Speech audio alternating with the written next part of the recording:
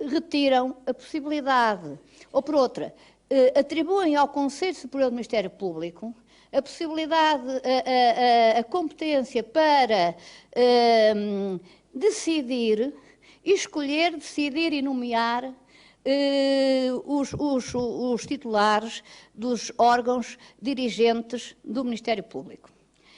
É preciso ver que estamos a falar de todos os procuradores-gerais adjuntos, cujo regime atual é o Conselho nomeia, porque o Conselho é que tem que nomear, porque é quem faz a gestão de quadros, nomeia todos os membros, mas quem propõe, alguns deles propõe, é o Procurador-Geral da República. Estamos a falar dos cargos dirigentes. Os colegas que são movimentados e que são colocados nos lugares da primeira instância e até da segunda instância são por concurso, como todos sabem, e o concurso segue determinado tipo de regras. Os cargos dirigentes, o atual modelo do Conselho Superior, do atual Estatuto do Ministério Público, vai no sentido de atribuir ao Procurador-Geral da República a proposta ao Conselho e depois atualmente há dois modelos. Ou o Procurador-Geral indica 3 nomes e o Conselho nomeia desses 3 nomes, como acontece relativamente aos Procuradores-Gerais distritais. Os Procuradores-Gerais distritais também podem ser designados pelo Conselho, é a única exceção. Mas há a possibilidade, o Procurador-Geral indica um nome e há a possibilidade de veto uma vez, veto 2 e à terceira, o veto do segundo nome e o terceiro nome teria que ser proposta para o Procurador-Geral. Mas o que é que resulta daqui? Resulta um modelo em que o próprio Procurador-Geral da República tem responsabilidade na proposta dos nomes ao Conselho para os cargos dirigentes do Ministério Público. E, nessa perspectiva, essa possibilidade é uma possibilidade que também o responsabiliza, porque a questão dos cargos dirigentes do Ministério Público, na minha perspectiva, só se pode colocar, na minha perspectiva, só há 2 modelos naquilo que é a estrutura do Ministério Público Democrático, como nós o temos vindo a construir ao longo dos anos. Ou é o modelo que está atualmente em vigor e que decorre também da proposta do Governo, que está agora em debate, que é o modelo de dizer que os cargos dirigentes necessita de alguma relação de confiança, pelo menos confiança funcional, entre o Procurador-Geral e esses mesmos cargos, porque, no fundo, eles vão responsabilizar-se pelo funcionamento do Ministério Público e pelo cumprimento daquilo que são as políticas gerais, que definidas também por toda a magistratura, mas que o Procurador-Geral tem que assumir e tem que responder por elas, e algumas delas decorrem das suas visões e concepções realmente na definição dos objetivos gerais. Ou este modelo que pressupõe essa relação mais de proximidade, dependência, como nós sabemos, desculpem, para quem não sabe, não é só, o Procurador-Geral, quem está limitado por determinado tipo de postos prévios, não é? Vai escolher uma pessoa, mas tem que ser uma pessoa de um Procurador-Geral entre os Procuradores-Gerais adjuntos, é o que diz a lei. Mas ou o Procurador-Geral escolhe, ou a outra perspectiva é a perspectiva, na minha, só pode ser a outra, então, ou os lugares são todos lugares postos, os cargos de dirigentes são todos postos a concurso. Agora, esta perspectiva que vem a ser apresentada pelo Partido Social Democrata, que retira a possibilidade do Procurador-Geral da República propor ao Conselho e diz que o Conselho designa, atribui ao Conselho também a competência para escolher quem. Ora, isso é que, na minha perspectiva, não pode ser, e não pode ser de maneira nenhuma se o Conselho tem uma maioria de não magistrados, porque essa determinação e escolha dos titulares dos cargos dirigentes, estamos a falar de diretor da SEAP, estamos a falar dos gabinetes de coordenação nacional, já lá vou, porque essa aí então ainda tem menos lógica, estamos a falar dos diretores dos diabos distritais, estamos a falar portanto, essa perspectiva é que é perigosa, porque aí há a possibilidade de uma interferência direta ou indireta na estrutura, no funcionamento do Ministério Público, por parte do Conselho. Eu, quando estava a falar dos gabinetes de coordenação, como sabem, o atual estatuto em discussão prevê a criação dos gabinetes de coordenação nacional. Os gabinetes de coordenação nacional, pela proposta do estatuto, são gabinetes que se destinam a coordenar a ação do Ministério Público de acordo e apoiar o Procurador-Geral na coordenação e de acordo com aquilo que é a definição dos objetivos estabelecidos pela Procuradoria-Geral. Ora, se há aí parece-me que é evidente que tem que haver uma relação entre um diretor de um diretor de um gabinete de coordenação nacional, que nem sequer tem funções no âmbito da hierarquia, são funções de coordenação nacional, é uma coordenação nacional de políticas definidas pela própria Procuradoria-Geral, pelo Procurador-Geral também. Aí é que o Conselho não tem nada. A que propósito é que a designação vai ser uma designação de iniciativa do Conselho, sem que o Procurador-Geral tenha uma palavra a dizer naquilo que é a definição e a escolha do perfil de uma pessoa que vai executar, de um chefe de um gabinete que vai executar as suas visões para a magistratura do Ministério Público. Esta é uma parte bastante importante e eu estou a ser um bocado longa, porque isto para explicar o que é que, para além do mais, me parece complicado também nesta proposta. É que há um artigo que é... Há uma proposta da parte acho que é do PSD, que, relativamente às competências do Conselho, se propõe, é introduzida, é uma nova linha e diz: apreciar matérias relativas à atuação do Ministério Público, nomeadamente quando estiver em causa o respeito pela Constituição da República e os direitos fundamentais nela consagrados. Isto poderá parecer inócuo, mas também poderá não ser inócuo. E as atuais competências do Conselho Superior do Ministério Público já permitem que os senhores conselheiros se pronunciem, se apreciem em conselho e se pronunciem sobre as políticas gerais da Justiça, designadamente a ação do Ministério Público no âmbito dessas políticas gerais. Até podem sugerir possíveis alterações e ao Procurador-Geral também podem sugerir a emissão de diretivas em determinado sentido. Estamos a falar sempre de sentidos de coisas gerais. Agora, apreciar matérias relativas à atuação do Ministério Público, isto aqui pode levar ao Conselho a arrogar-se a possibilidade de discutir determinados casos de atuação concreta dos magistrados, porque consideram que, eventualmente, essa atuação concreta não está a pôr em causa os princípios da Constituição, os direitos, isto aqui cabe cá tudo. E isso é que não pode ser. E eu...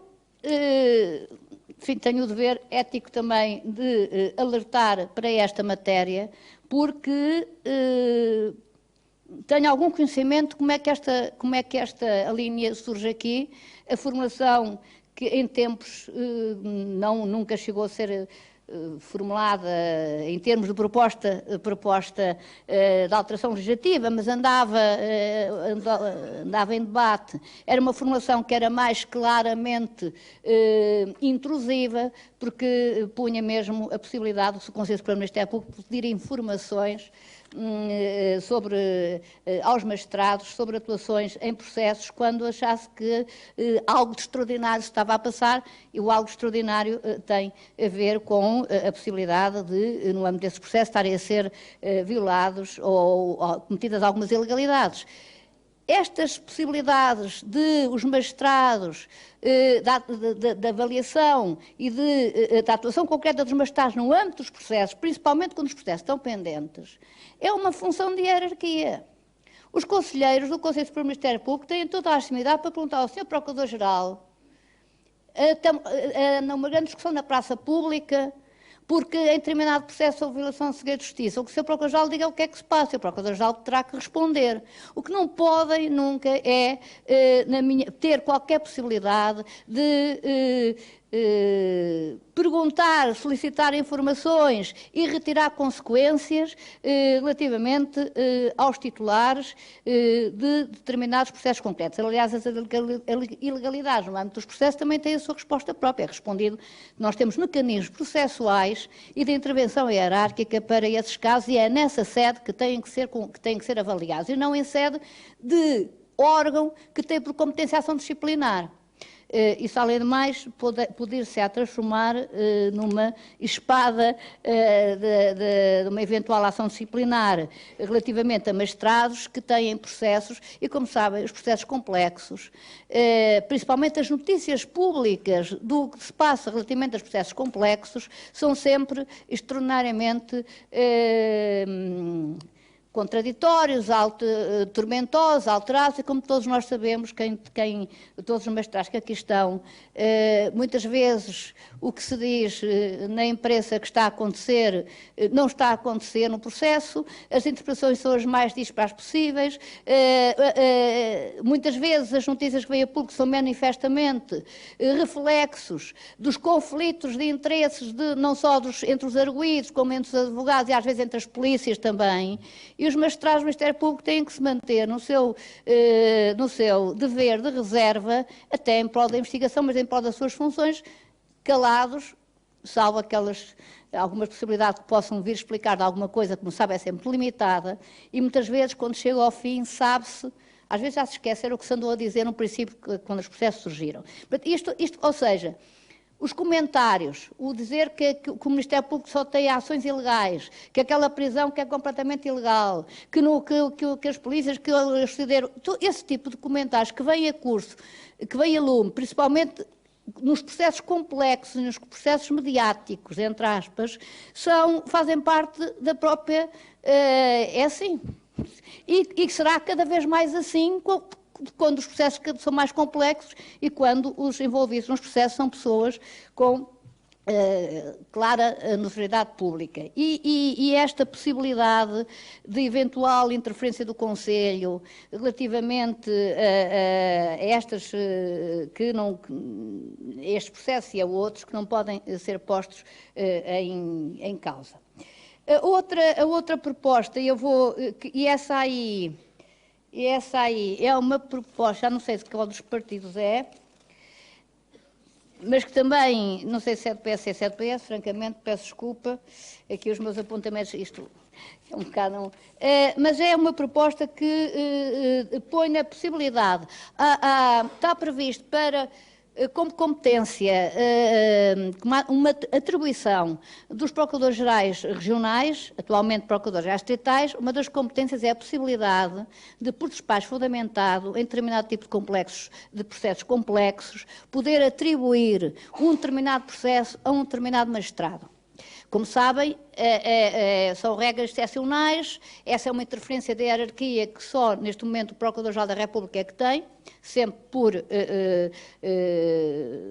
porque a distribuição dos processos entre os magistrados decorre da distribuição normal, equitativa, habitualmente, ou por especialização. Esta possibilidade de, independentemente de um processo ter ido calhar a um magistrado, o superior hierárquico atribuir a direção, a titularidade daquele processo de inquérito a outro magistrado, ou não de inquérito, como sabem, neste momento tem que ser por despacho fundamentado, obviamente, é uma competência do Procurador-Geral da República. O projeto do atual Estatuto vem atribuir também essa competência aos Procuradores-Gerais distritais. Ora, há uma das propostas que vem dizer que essa atribuição a outro magistrado que não o seu titular tem que ser sempre feita com a audição e a concordância do magistrado inicialmente titular. E que se ele se opuser fundamentadamente, se houver, portanto, um conflito entre a decisão do Procurador-Geral Distrital e o magistrado que tinha o processo e que lhe foi retirado, se ele se opuser, quem resolve este conflito é o Conselho Superior do Ministério Público. E eu pergunto, e a propósito de quê? É que quem pode resolver esse conflito é o grau hierárquico superior das duas pessoas que estão em conflito. Neste caso seria o Procurador-Geral da República. O Conselho Superior do Ministério Público, por mor de quem? Não, cá está, mais uma vez, um reflexo da concepção que está subjacente a estas propostas, que são uma concepção de diminuir as competências do Procurador-Geral da República, competências mesmo de fiscalização e de direção hierárquica e de responsabilização para a atividade funcional e processual do Ministério Público, e transferi-las para o Conselho, fazendo uma perigosa mistura entre aquilo que são as funções de avaliação de mérito e as funções de exercício e hierarquia. Aliás, tenho algumas dúvidas mesmo da questão da constitucionalidade, mas isso é outro problema mais técnico, também não nos interessa para aqui. Isto, além de mais, transformaria finalmente, sim, finalmente o Procurador-Geral na Rainha de Inglaterra. Agora, finalmente, teríamos...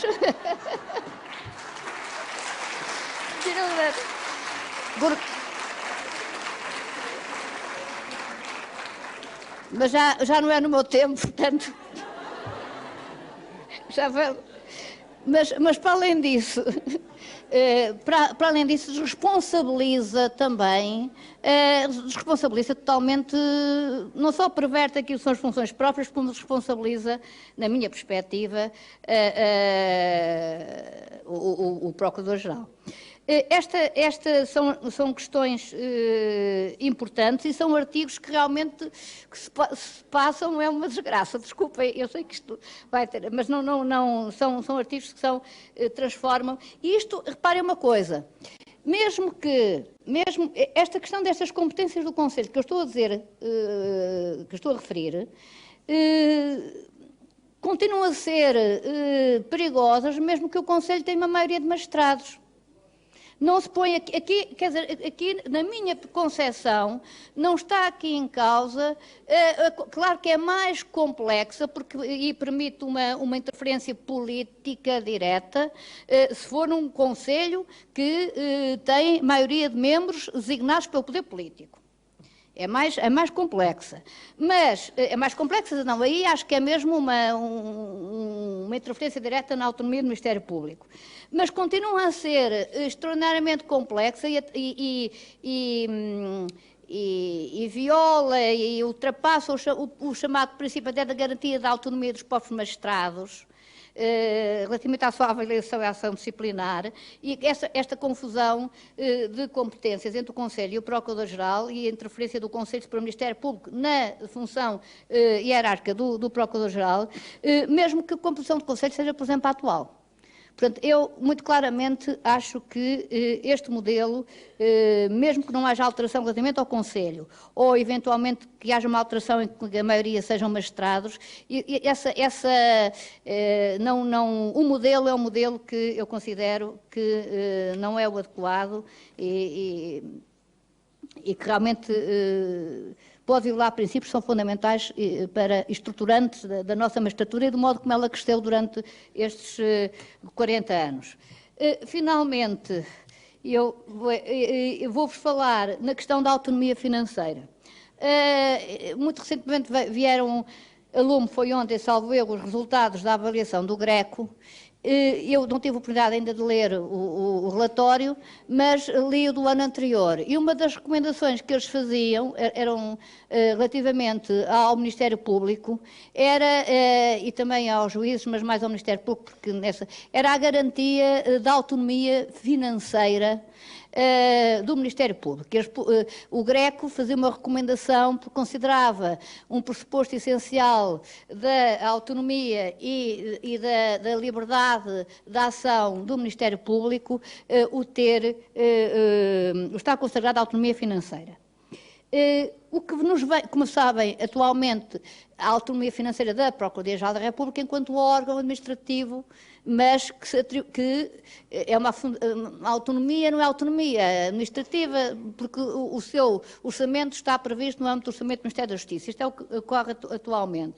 E depois o assegurar os pagamentos dos funcionários e a atividade dos Ministérios Públicos é o Ministério da Justiça que assegura o processamento e o pagamento dos vencimentos dos magistrados, com exceção dos Procuradores-Gerais Adjuntos e dos Magistrados da Procuradoria-Geral da República, todos os outros é o Ministério da Justiça, e relativamente àquilo que são os custos da atividade do Ministério Público, é também o Ministério da Justiça. Ou seja, perícias, os custos do papel, das tintas, tudo isso é assegurado pelo Ministério da Justiça, com exceção da Procuradoria-Geral propriamente dita, e isto tem provocado, e com exceção dos tribunais superiores. E nos tribunais superiores, para quem eventualmente não se tenha apercebido, o que se passa atualmente é grave, diria mesmo, porque nos tribunais superiores os magistrados do Ministério Público, que estão colocados,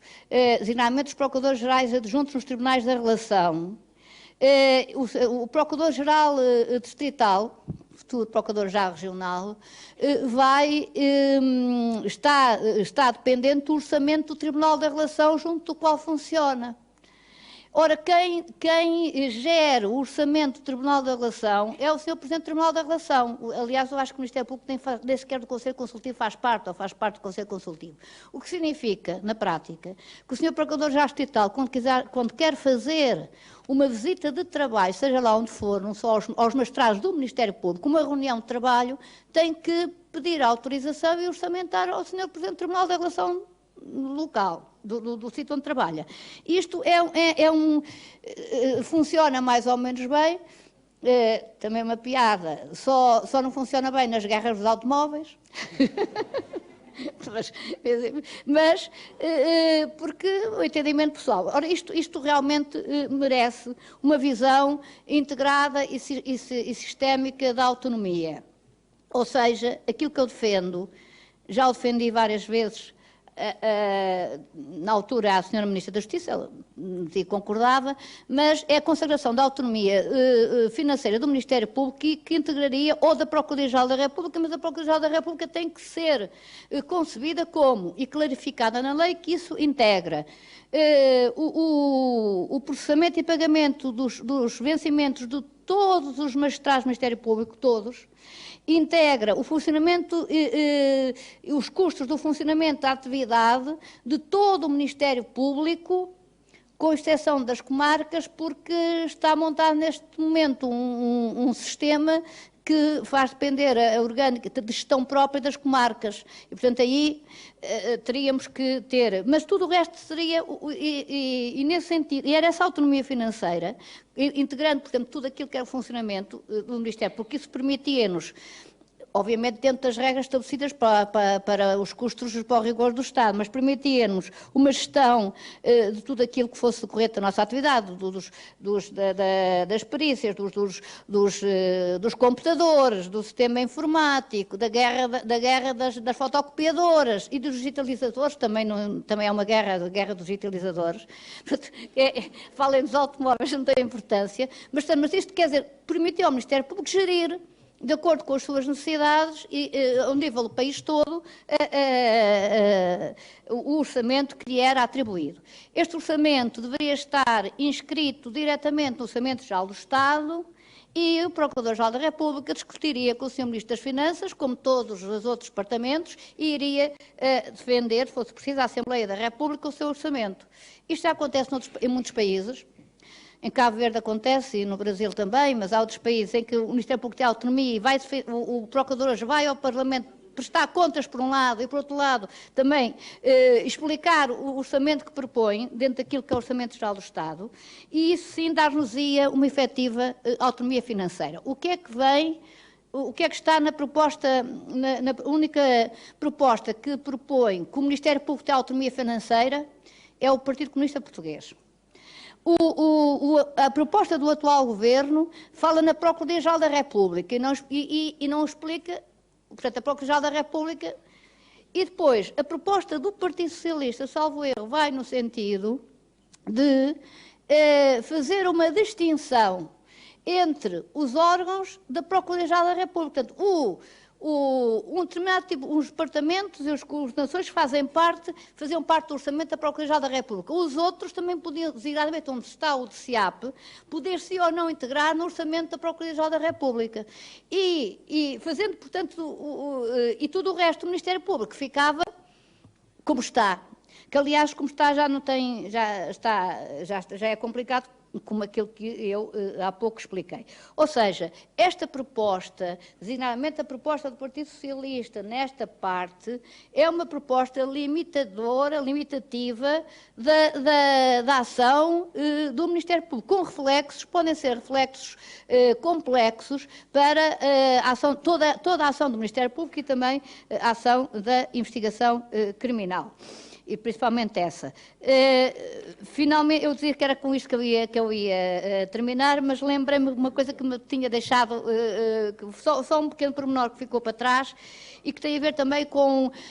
há uma norma que tem consagração no atual projeto, pela necessidade que se foi sentindo ao longo dos tempos da ação do Ministério Público naquilo que é a defesa dos interesses coletivos e difusos e dos interesses da comunidade, nessa ação, precisa de recolher um conjunto de elementos, muitos deles elementos que estão necessariamente na mão da administração e de outras entidades, e tem uma grande dificuldade em os obter esses elementos, obviamente, que vão munir o Ministério Público para propor ou não as ações que estão previstas na lei, ações de natureza administrativa, muitas delas, outras ações de natureza civil, para defender esses interesses que a lei lhe atribui. Interesses e direitos da própria comunidade ou grupos de cidadãos, que a lei lhe atribui. E como não, por exemplo, nas ações de urbanismo,